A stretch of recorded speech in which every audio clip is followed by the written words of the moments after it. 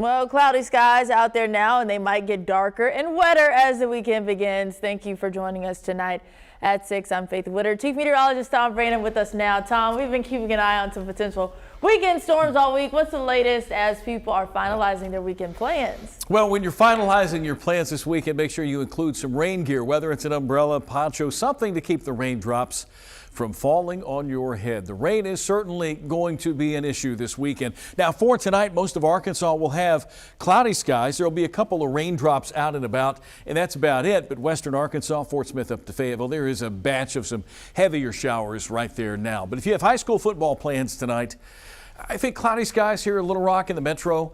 Our temperature right now is down to 60 degrees. It's 52 Mountain Home. Camden, El Dorado, Monticello all saw some sunshine today. They're in the lower 70s. This weekend, expect rain and thunderstorms. Periods of rain and thunderstorms, non-severe for central and northern Arkansas, really non-severe for the whole state. There might be one or two stronger storms in southern Arkansas. Your outdoor plans and festivities will be impacted. Make sure that you have your umbrellas and your rain gear. I'll have the rest of your weekend forecast on the way in just a few minutes, and a look forward to some cooler temperatures next week in time for Halloween. Faith? All right, Tom, thank you. Tonight, a mother still grieving the loss of her son is now using his story in hopes of making real change. His death, which happened last month at a South Arkansas State Care facility, was ruled a homicide. Today, Brooke Buckner sat down with his mother for an interview you'll only see on THV 11.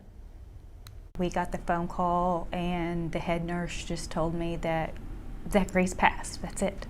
Nothing else.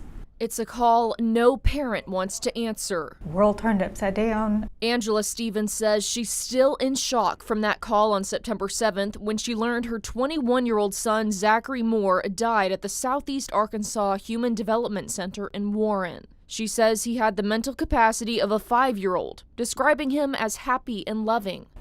Loved arts and crafts and loved tractors and but he had a mutated gene that caused brain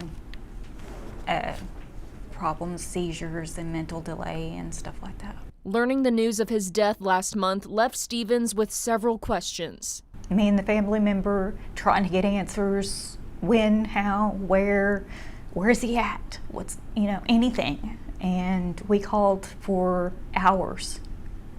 Every one of us, thinking maybe it was just my phone they weren't answering, but we called several phones, no one would answer. It was nearly 3 hours before we got anybody who called us back. Now, more than a month later, she has more answers, but they don't make it any easier. In shock by the answers we're getting.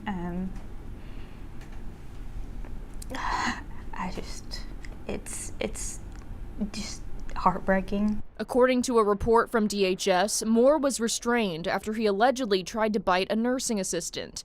The report says he was put into a face-down position for 13 minutes and stopped moving shortly after, and staff members performed a chemical injection on him.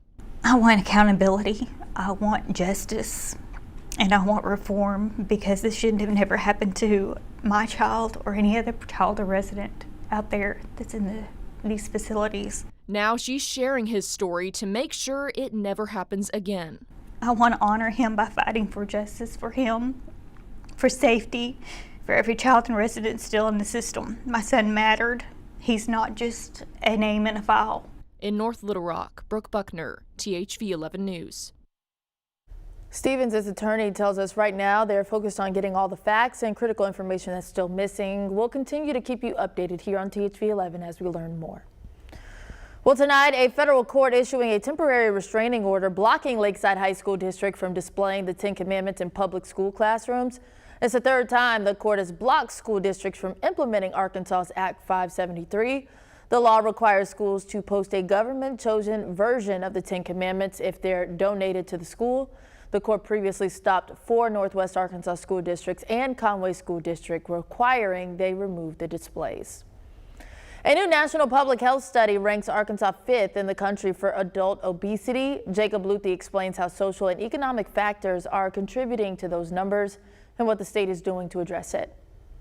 Numbers from the Trust for America's Health Research Group show that while Arkansas's adult obesity rate is down slightly from around 40% to 38.9, it continues to be one of the highest in the nation.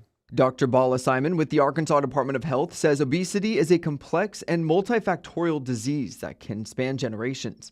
He says socioeconomic disparities in Arkansas, including generational poverty and limited access to healthy foods, play a major role.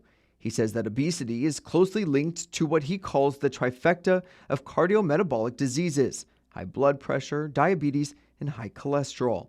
The result? A ripple effect on hospitalizations and overall health across the state. Resource poor neighborhoods where they don't have access to fresh fruits and vegetables, and also the communities inundated with fast foods. Food insecurity in Arkansas affects around 19% of residents. That's 1 in 5 adults. And Trust for America's Health says that issue is tied with the state's obesity. The organization says access to nutritious whole foods remains a challenge, as healthier options are often less affordable and harder to find. Simon says the state is tackling obesity through a range of initiatives focused on making healthy choices easier and more accessible.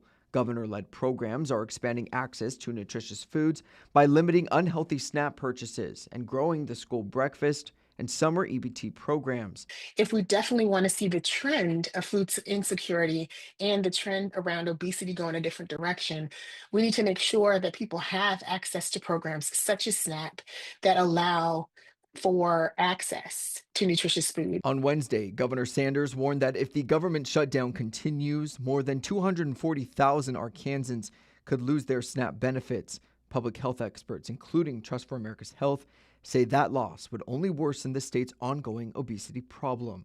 Jacob Luthi, THV 11 News. Tonight, Energy telling us about a $20 million investment into the state's 4 historically black colleges and universities. It's a 10-year agreement that will provide scholarships, upgrade classrooms, labs, equipment, and more. The company will also provide internships for students at the universities. The Power of Prosperity program was first launched last year, and the utility company's CEO says it's already helping people build careers. The program itself has been successful in our partnerships with our schools.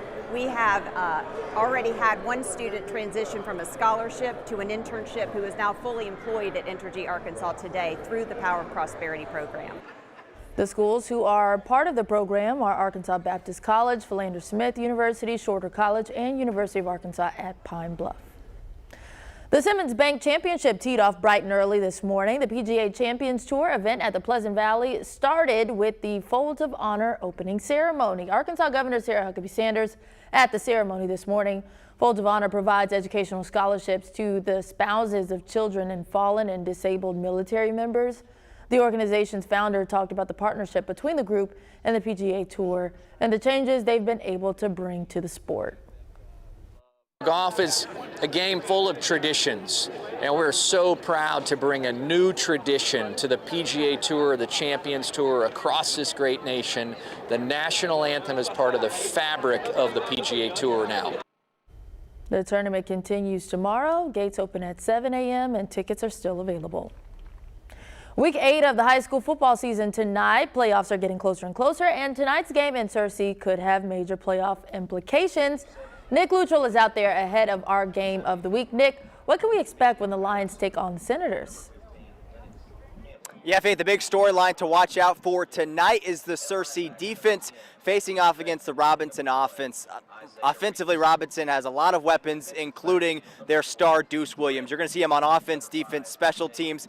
But really where he makes his mark is on the offensive side of the ball. We've seen him have a lot of highlights in our past Friday night blitz shows. We're probably going to see it again tonight, unless the Lions defense can do something that no one else has done this season, that is slow him down. You mentioned it being a big game. It absolutely is. As we get closer and closer to playoff time, we're 3 games away from playoff football starting. Both these teams sit at the top of their conference in the 5A Central, all tied for first. Whoever wins this game tonight will have certainly the upper hand once it comes playoff time in Arkansas high school football. We'll talk more about this game coming up a little bit later in sports.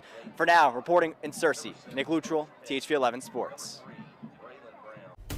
Lots of people seeing higher insurance rates this open enrollment season. What's behind the climb when we come back? Well, Nick was wearing his handy-dandy little rain jacket there. You might take one along with you tonight. A couple of raindrops can't be ruled out, but Saturday, that's when the real action begins. A Saturday Super Soaker. I'll have details after the break.